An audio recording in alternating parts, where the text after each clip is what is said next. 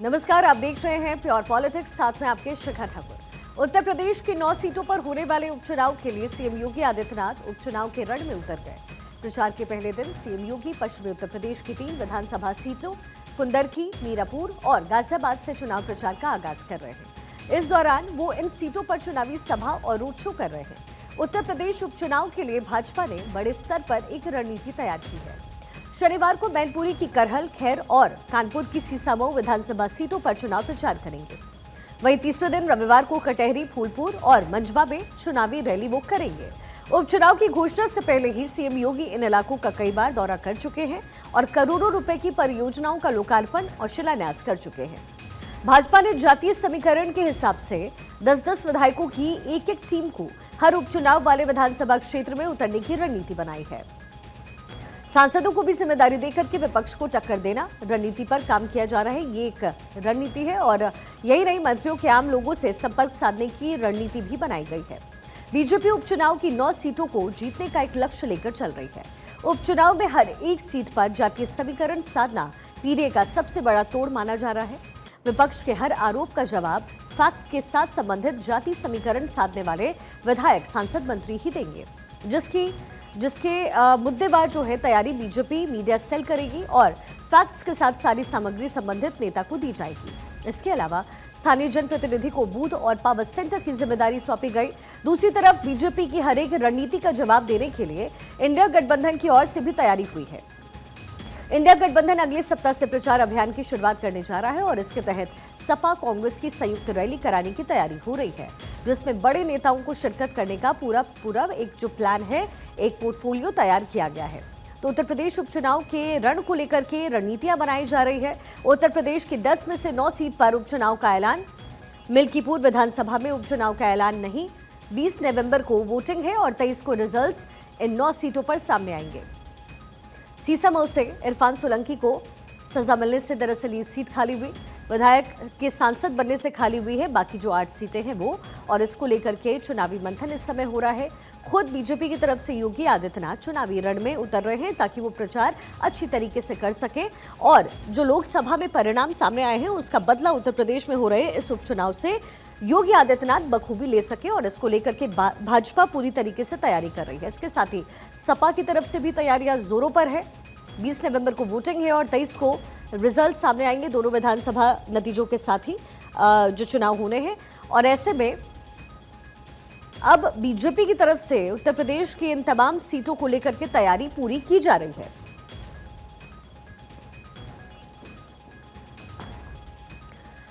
अच्छा, उत्तर प्रदेश में कहां उपचुनाव है, एक बार जरा फिर से आपको सिलसिलेवार तरीके से बता देते हैं। फूलपुर, गाजियाबाद, मंझवा, खैर, मीरापुर, सीसामऊ, कटहरी, करहल और कुंदरकी। अब ये जो तमाम 9 सीटें हैं उस पर उपचुनाव होने हैं। उत्तर प्रदेश चुनावी थीम के साथ योगी की जो हैं लगातार उतरे हुए हैं और योगी आदित्यनाथ चुनाव प्रचार करते हुए नजर आ रहे हैं। और चूंकि ये जो पूरा दारोमदार है वो योगी आदित्यनाथ पर है, क्योंकि उत्तर प्रदेश में पूरे प्रदेश की जिस तरीके से कमान उनके हाथ में है, उसके बाद ये जो 9 सीटें हैं उन पर भाजपा अच्छा प्रदर्शन कैसे कर सके, एक बड़ी चुनौती है, क्योंकि इसमें जो बहुत सारी सीटें हैं वो सपा के पास भी है। ऐसे में भाजपा के लिए बड़ी चुनौती है, क्योंकि हमने देखा लोकसभा चुनाव में जो नतीजे आए उसमें सपा अपनी बढ़त बनाती हुई नजर आई।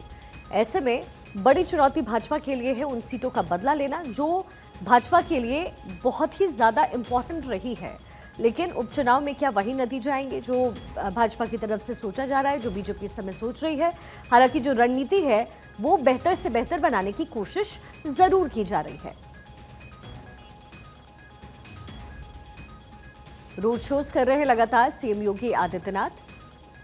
सीएम योगी का चुनावी प्रचार तेजी से चल रहा है। शुक्रवार यानी आज कुंदरकी, मीरापुर, गाजियाबाद में, शनिवार कल के दिन करहल, खैर, सीसामऊ में उनकी मौजूदगी रहेगी। रविवार को फूलपुर और मंझवा में सीएम योगी आदित्यनाथ मौजूद रहने वाले हैं। तो इन 9 सीटों का जो समीकरण है वो साधने की कोशिश योगी आदित्यनाथ कर रहे हैं। और जब भी किसी चुनावी रैली में होते हैं तो वो सपा पर हमला बोलते हैं और कहते हैं कि किस तरीके से उत्तर प्रदेश, जो कि कभी गुंडों का पर्याय कहा जाता था, उसे सीएम योगी आदित्यनाथ ने बदला है और भाजपा की जरूरत इन सीटों पर है, ऐसा बोलते हुए योगी आदित्यनाथ हर एक चुनावी रैली में नजर आ रहे हैं।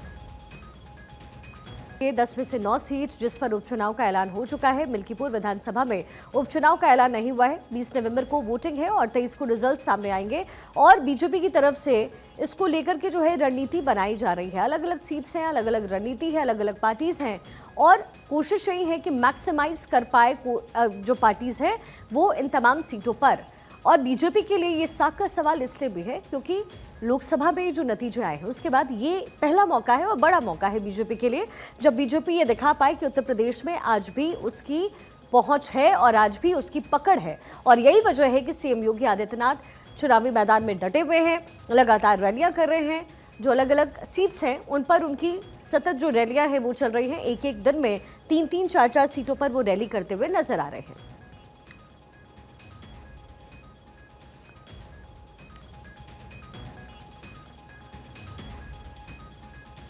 उत्तर प्रदेश में जो 9 सीटें हैं जहां चुनाव हो रहे हैं, फूलपुर, गाजियाबाद, मंझवा, खैर, मीरापुर, सीसामऊ, कटेहरी, करहल और कुंदरकी।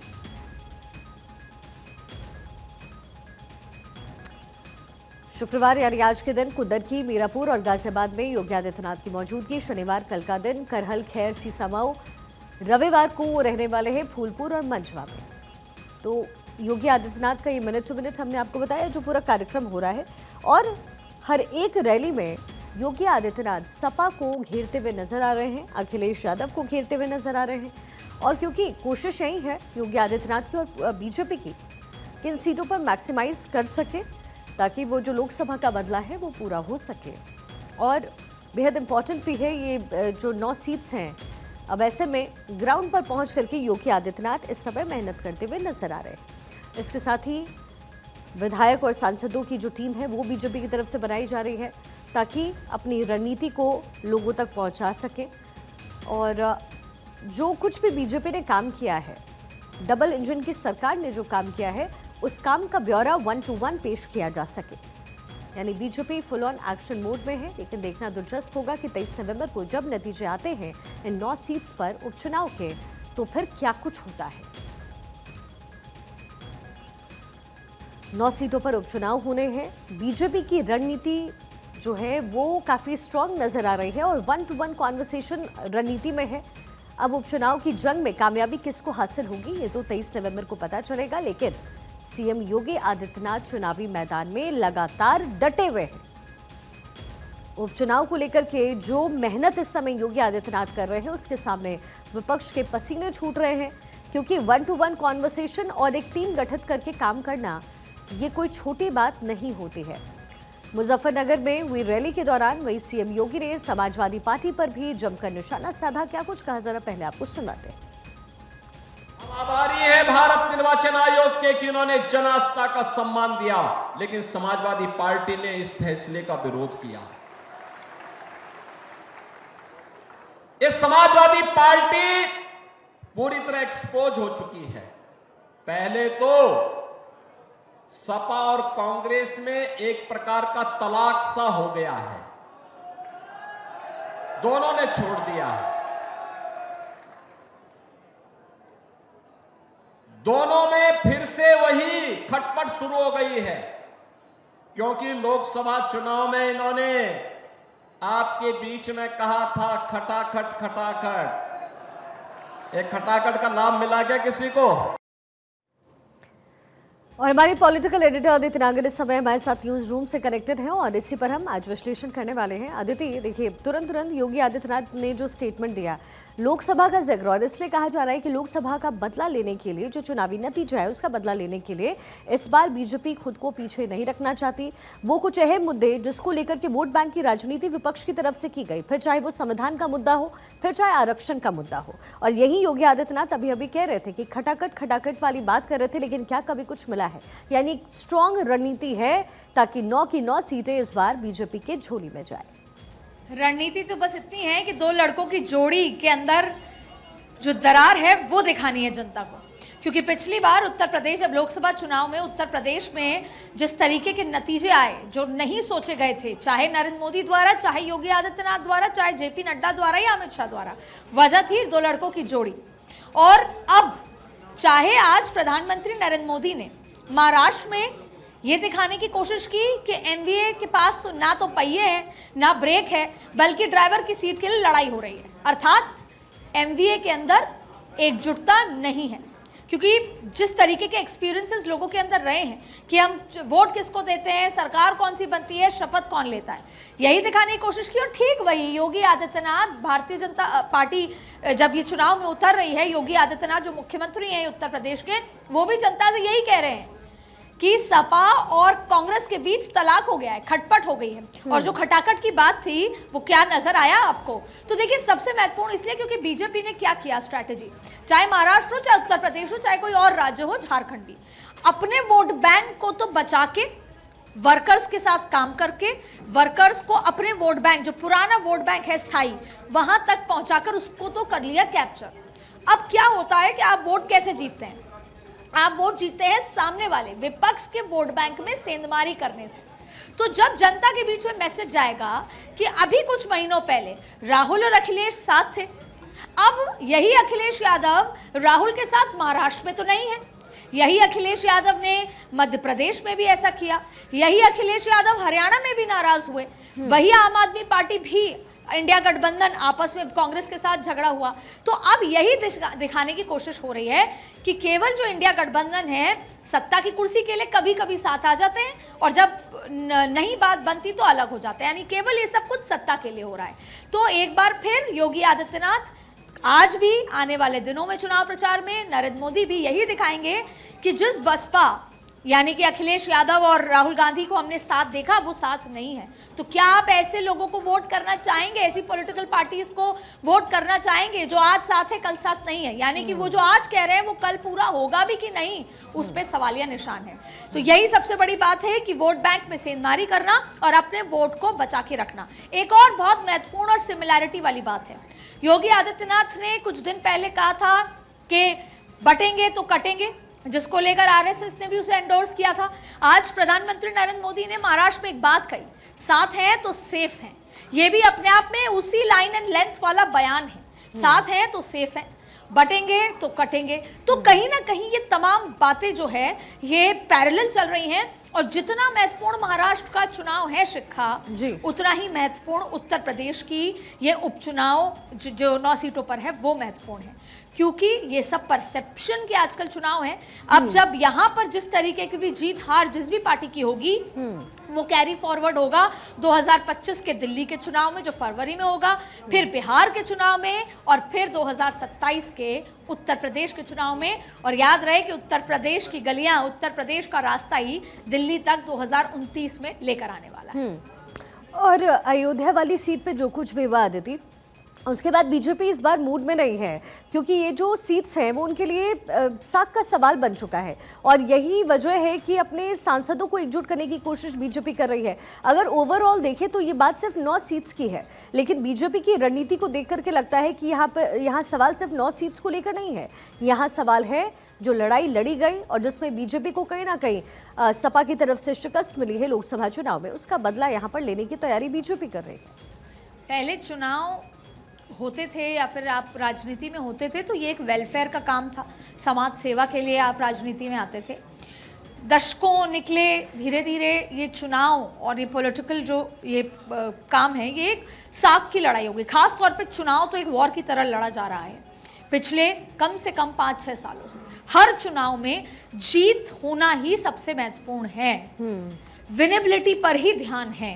फिर चाहे आप किसी भी पॉलिटिकल पार्टी के किसी भी नेता को कहीं से कहीं भी ले आएं, उन पे कोई भी तरह के चार्ज, और आप देखें कि जब चुनाव में उतरते हैं तो किस किस तरह के चार्जेस होते हैं, उसके बाद भी चुनाव में उतरा जाता है। और सत्ता के लिए आप एक पार्टी की विचारधारा से बदल के दूसरी पार्टी। तो चुनाव अब एक जिसे बोलते हैं वर्चस्व का चुनाव हो चुका है, नाक का चुनाव हो चुका है। तो इसीलिए उत्तर प्रदेश की 9 सीट भी, उत्तर प्रदेश की जो उपचुनाव की सीटें हैं वो भी वर्चस्व की ही लड़ाई हैं कि सब कुछ वैसा का वैसा है। जब लोकसभा चुनाव में उत्तर प्रदेश से प्रदर्शन उतना बेहतर नहीं आया था, तो अब उस परसेप्शन को हटाकर नए परसेप्शन को बिल्ड करने की कोशिश है। ठीक वैसे ही जैसे 2024 के लोकसभा चुनाव के बाद जो हरियाणा में जीत मिली, उसने पूरी की पूरी भारतीय जनता पार्टी, देश भर के कार्यकर्ताओं में एक नई जान फूकी ये जान 2024 में तीसरी बार सत्ता में आने से भी बहुत ज्यादा थी कि अभी भी जो विधानसभाएं हैं वहां पर भारतीय जनता पार्टी को ही पसंद किया जा रहा है। और हरियाणा के बाद अभी और जरूरी हो गया कि जो ये ग्राफ है वो बढ़ता जाए और इसी के चलते महाराष्ट्र इसलिए जरूरी है कि पिछले 5 साल के परसेप्शन को धोना है। भारतीय जनता पार्टी पर एक ही तरह का सवाल उठता है कि सुबह 6 बजे देवेंद्र फडणवीस ने अजीत पवार को तोड़ के शपथ दिलाई और सरकार में आए। सिर्फ एक यही सवाल पर भारतीय जनता पार्टी को बार बार घेरा जाता है कि अगर एनसीपी को तोड़कर अजीत पवार को लाकर सत्ता में आने की कोशिश की, उसके बाद चाहे भारतीय जनता पार्टी कभी सत्ता में नहीं आई, शिंदे को सीएम बनाया, जो सीएम थे देवेंद्र फडणवीस उनको डिप्टी सीएम भी बनना पड़ा, ये सब कुछ हुआ, लेकिन अभी भी वो सवाल हमेशा खड़ा रहता है। भारतीय जनता पार्टी अपनी इमेज की भी बिल्डिंग परसेप्शन कर रही है और दूसरा वो जो 5 साल हुआ उसके लिए भी भारतीय जनता पार्टी और अदिति इसमें एड ऑन ये है कि अगला जो 5 साल होने वाला है यानी 2027 में जो चुनाव होंगे, कहीं ना कहीं इस बार जो नतीजे आएंगे, कोशिश अखिलेश की यही है कि वो सांकेतिक रूप से लोगों तक पहुंच सके कि जनता फेवर क्या कर रही है। इन्हीं 9 सीटों के समीकरण को साथ कर अगले चुनाव की तैयारी अखिलेश जरूर करेंगे। इसमें और एक और बहुत महत्वपूर्ण बात है जिसका आप जिक्र कर रही हैं, एससी वोट बैंक। जब उत्तर प्रदेश में जिस तरीके के नतीजे 2024 के लोकसभा चुनाव में आए, ये देखा गया कि एससी वोट बैंक ने विपक्ष को वोट किया, इंडिया गठबंधन की तरफ वोट किया। इसलिए आज के भी आप नरेंद्र मोदी के भाषण सुनेंगे जब महाराष्ट्र का, तो उसमें ये कहा गया कि आपस में जातियों को लड़ा रही है कांग्रेस, जातियों को बांटने की कोशिश कर रही है। तो वो जो एससी ओबीसी वोट बैंक पे टारगेट, क्योंकि अगर उत्तर प्रदेश में जो ब्राह्मण वोट बैंक है, बढ़िया वोट बैंक है, वो तो आज भी बीजेपी के साथ है, पहले भी था, आगे भी रहेगा। लेकिन जो ये SC vote bank, OBC vote bank, जिसलिए बार बार आदिवासी का भी प्रधानमंत्री ने महाराष्ट्र में जिक्र किया कि राष्ट्रपति को अपमान करती है कांग्रेस, तो ये जो वोट बैंक है पिछड़ी जाति, उनको कैसे एकजुट करना है, लामबंद करने की कोशिश है। उत्तर प्रदेश एक बहुत बड़ा एग्जाम्पल है। तो अगर इन 9 सीटों में एससी वोट बैंक आता है बीजेपी के साथ, जो 2024 में उतना नहीं आया, उसकी भी तैयारी है, जिससे कि 2027 की जो ये ट्रेलर है और वो पिक्चर है। इसलिए ये जो जैसे कहते हैं ना बोर्ड्स के एग्जाम होते हैं, तो ये प्री बोर्ड्स है और फिर बोर्ड का आएगा, तो ये प्री बोर्ड के नतीजे बहुत कुछ बताने वाले हैं, चाहे अखिलेश यादव के आगे राजनीतिक करियर या फिर राहुल गांधी का राजनीतिक करियर, कांग्रेस का उत्तर प्रदेश में जमीन, या योगी आदित्यनाथ और भारतीय जनता पार्टी का आगे का भविष्य। इन शॉर्ट ये जो प्री एग्जाम्स हैं, ये 2027 की पिक्चर भी लगभग बताएंगे और ये बहुत सारी चीज़ें क्लियर करेंगे। भारतीय जनता पार्टी का भविष्य, योगी आदित्यनाथ का, इसके अलावा अखिलेश यादव का भविष्य, राहुल गांधी का, कांग्रेस का खुद का अस्तित्व, ये तमाम चीज़ें यहाँ पर खुलकर सामने आएगी। इसलिए ये उपचुनाव उत्तर प्रदेश का बहुत महत्व है। और जिन सीट्स पर पहले से सपा की पकड़ है अदिति, उसको लेकर के भी कोशिश सपा की जाहिर है, किसी भी पार्टी की यही होती, लेकिन बीजेपी और सीएम योगी आदित्यनाथ उन खासतौर पर जो 2 सीट्स हैं उस पर जीत हासिल करना चाहते हैं। और जैसा कि हमने पहले भी चर्चा किया कि 2027 को लेकर के ये एक संकेत होगा, वो फिर चाहे बीजेपी की तरफ से हो या फिर सपा की तरफ से हो। बिल्कुल, इसीलिए ये साख की लड़ाई है और जाहिर तौर पे जो मुख्यमंत्री होता है उस पर एक बड़ा, अगर सरकार है तो मुख्यमंत्री की ही जिम्मेदारी होती है। भले ही 2024 का जो चुनाव हुआ वो नरेंद्र मोदी के चेहरे और योगी आदित्यनाथ के साथ हुआ, पर देश भर में नरेंद्र मोदी के चेहरे पर हुआ वो चुनाव। लेकिन अब ये उपचुनाव ये देखा जाएगा कि योगी आदित्यनाथ की पॉपुलैरिटी का ग्राफ कोई कम तो नहीं हुआ, खास तौर पे जिन सीटों का 2 सीटों का आप जिक्र कर रहे हैं, क्योंकि वहां पर जो नतीजे आएंगे वो ये बताएगा कि उत्तर प्रदेश में भारतीय जनता पार्टी किस दिशा में आगे बढ़ रही है। हाँ। कितने लोगों को उस तरीके से पसंद आ रही है, क्या चीज जमीन माफ कीजिएगा, मैं यहाँ आपको जरा इंटरप्ट कर रही हूँ, क्योंकि लोकसभा में जो हमने नतीजे देखे वो महाविकास आघाड़ी के फेवर में था, वहां पर एक साथ एकजुट, माफ कीजिएगा, इंडिया गठबंधन के फेवर में था, वो नजर आया उत्तर प्रदेश में। लेकिन यहाँ पर उत्तर प्रदेश के जो 2 लड़के हैं, अब उनकी राहें अलग अलग हैं, खासतौर पर इस उपचुनाव में, तो इससे नुकसान नहीं होगा अखिलेश को? देखिए, उपचुनाव का अगर आप उत्तर प्रदेश का कर रही हैं तो वहां तो कांग्रेस छोटे भाई की भूमिका में भी नहीं है।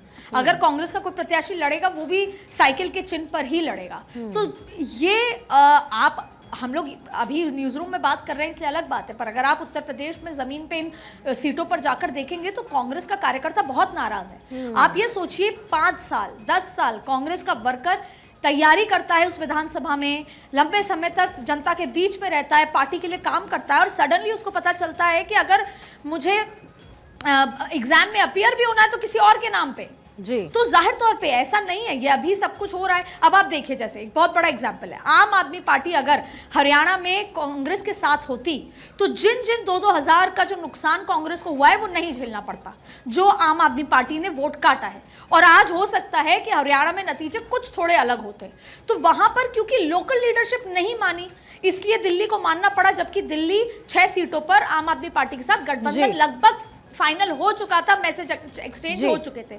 लेकिन लोकल लीडरशिप ओवर कॉन्फिडेंट थी कि हम जीत रहे हैं। नुकसान किसका हुआ? नुकसान राहुल गांधी की इमेज का हुआ। ठीक वैसे ही यहाँ पर अभी लोकल जो नेता हैं उन्होंने मना किया, लेकिन अभी इस बार हरियाणा की तर्ज के चलते, हरियाणा के नतीजों के बाद उनको सुना नहीं गया। लेकिन कभी भी वर्कर, भले ही आज दिल्ली अखिलेश यादव राहुल गांधी उत्तर प्रदेश में एक साथ हैं इस मामले में, महाराष्ट्र में साथ नहीं थे। महाराष्ट्र में यही लाल टोपी ने आंख दिखा दी, यही साइकिल ने आंख दिखा दी कि अगर आप हमको 5 सीटें नहीं दे सकते, और ये बात ऑन रिकॉर्ड कही गई है कि अगर आप 5 सीटें नहीं दे सकते तो हमें पता है कि हमारा प्रत्याशी जीत सकता है और हम उसको उतार देंगे। तो बस सब कुछ सत्ता है, जीत है, सबको अपने नंबर और अपनी सीटें और अपने विधायक के आंकड़े बढ़ाने हैं। ऐसे में ये बात जनता के बीच में नरेंद्र मोदी बहुत बेहतर तरीके से, और इसीलिए अदिति कहा जा रहा है कि पोलराइजेशन ऑफ वोट्स होने के चांसेस है, क्योंकि जब भी इंडिया गठबंधन उतरता है तो कहीं ना कहीं आपस में खींचतान होती है।